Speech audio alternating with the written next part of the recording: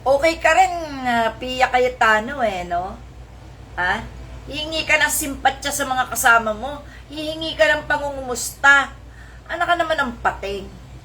Kayo may pakana niyan, yung kapatid mong promotor, sinamahan mo, kinonsinti mo, imbis na pinangaralan mo si Alan Cayetano, na huwag mong gawin yan.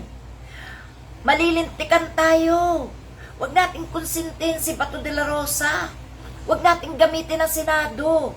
Magpakana tayo ng naiintindihan at nalalaman ng lahat.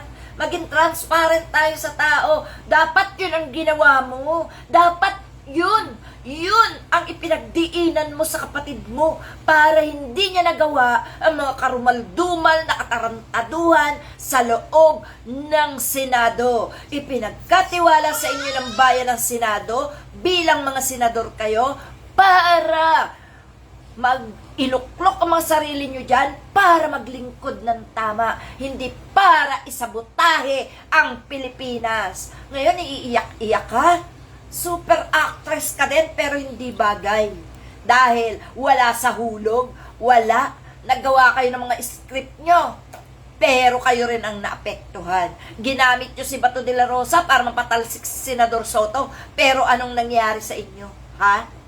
Kayo din ang umiyak.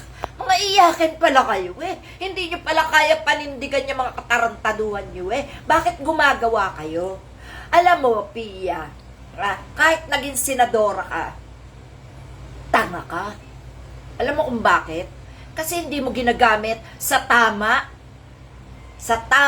ang pagiging senadora mo. Ang tagal nyo na, dinastiya na nga kayo dyan Ha? Gumawa pa rin kayo ng katarantaduhan. Alam mo ba kung masira ang Pia Cayetano? At Alan Peter Cayetano, sira na din. Lahat ng magiging Cayetano sa Senado, wala nang boboto. Sana naintindihan mo yan, Ha? Hawa-hawa kayo. Sana, kung naging masama si Alan Peter Cayetano, ikaw naman sana nagpakabuti. Para kahit papano, hindi naman lahat damay-damay ang mga Cayetano. May Cayetanong matino di ba yung isa niyong kapatid na inuutusan na kayong pumabor sa anti-dynasty, pero anong ginawa nyo? Hindi nyo pinakinggan yung kapatid nyo. Bagkos dinagdagan nyo pa ang katarantaduhan nyo. Ngayon, iiyak-iyak ka, hihingi ka ng simpatya kala Senadora Risa. Bakit? Alam ba nila yung mga plano nyo?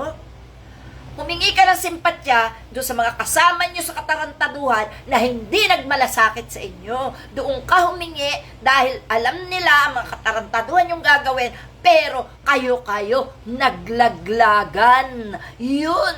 Pag-aralan nyo mabuti lahat ng katarantaduhan yung gagawin.